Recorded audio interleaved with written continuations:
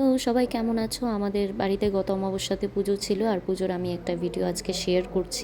তো এখানে আমার হাজব্যান্ড পুজো করেছিল, আর আমি কি ভোগের রান্না করলাম। ভোগের রান্নাটা অ্যাকচুয়ালি আমার করতে খুব ভালো লাগে।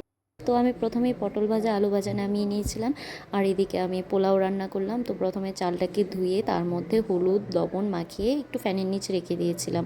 তারপর বাদাম ভেজে সেই তেলে অল্প কয়েকটা এলাইচি দিয়ে সেইগুলো ভেজে নিলাম। এলাইচিগুলো অল্প ভাজা হওয়ার পর তেজপাতা দিয়ে চালটা ঢেলে দিলাম। চালটাকে আমি ততক্ষণ অল্প আঁচে ভাজবো যতক্ষণ অবধি চালের একটা সুন্দর গন্ধ বের না হয়। চাল ভাজা হয়ে গেলে তার মধ্যে আমি পরিমাণ মতো জল ঢেলে দিচ্ছি। যেহেতু আমি চালটা মাখার সময় তাতে অল্প ঘি আমি ব্যবহার করেছিলাম, তো আমি ঘিটা পরে দিইনি। আর এদিকে চালটা যখন অল্প সিদ্ধ হয়ে এসেছিলো তখন আমি বাদামগুলো দিয়ে দিলাম কিছু কাঁচা লঙ্কা। চালটাকে অল্প আঁচেই সিদ্ধ করেছিলাম, আর দেখো জলটা শুকিয়ে এসছে। জলটা শুকানোর পর আমি ফ্লেমটা লো করে দিলাম। পরিমাণ মতো অল্প চিনি দিয়ে দিচ্ছি নামানোর আগে। আর ফাইনালি তৈরি হয়ে গেল ভোগের জন্য পোলাও। তারপর করেছিলাম টমেটো দিয়ে একটা মিষ্টি টক। তো প্রথমে আমি এখানে শুকনো লঙ্কা দিয়েছিলাম। শুকনো লঙ্কা দেওয়ার পর তেলটা গরম হওয়ার পর আমি দিয়ে দিয়েছিলাম পাঁচফোড়ন ভাজা হয়ে আসলে দিয়ে দিয়েছিলাম দুটো টমেটো কুচি, দিয়ে দিলাম লঙ্কা কুচি, একটু স্বাদ মতো নুন দিয়ে এটাকে ভালোভাবে আমি ভেজে নিলাম। ভাজা হওয়ার পর আমি এখানে জল ঢেলে দিচ্ছি। জল ঢেলে দিয়ে এটাকে ভালোভাবে সেদ্ধ করে নেব।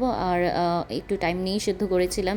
শেষ পর্যায়ে আমি অনেকটা চিনি দিয়ে দিয়েছিলাম, যেহেতু আমি মিষ্টি টক বানিয়েছি। তো এই দেখো আমার ফাইনাল টক কমপ্লিট হয়ে গেল। এখন টকটাও নামিয়ে নিয়েছি। তো এবার দেখো ফাইনালি আমি কি রান্না করলাম। প্রথমে করলাম পোলাও, তারপর এখানে ছিল টক, তারপর ছিল এখানে দু রকমের ভাজা, আলু ভাজা পটল ভাজা। ভোগ রান্নার পর এখন সাজিয়ে গুছিয়ে নিবেদন করার পালা মাকে। তো এখানে আমি ভোগটা যতটুকু পারি আমি সাজিয়ে নিয়েছিলাম। তো তোমরা অবশ্যই বলো যে আমার ভোগ সাজানোটা কেমন হয়েছে। আমি বাবার বাড়িতে থাকাকালীন সবসময় সচরাচর ভোগ সাজাতাম না, তো এখন আমি একটু একটু করে শিখছি। তো তোমরা কমেন্ট করো যে কীরকম হয়েছে। আর আমি এখানে পুজোর কিছু ক্লিপস আমি শেয়ার করছি। পুরো পুজোর সময়টা আমি ভিডিও করিনি। আমার হাজব্যান্ড প্রতিবারই বলে যে পুজোর সময় ফোন অফ রাখবে। তো এই দেখো আমাদের মায়ের কি সুন্দর সাজসজ্জা হয়েছিল।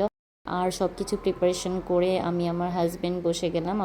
আমার হাজব্যান্ড পুজো করছিল আর আমি বসে বসে দেখছিলাম। তো ঠাকুর ঘরে আসলে মনটা খুব শান্ত হয়ে যায়, খুব ভালো লাগছিল। আজকের জন্য টাটা।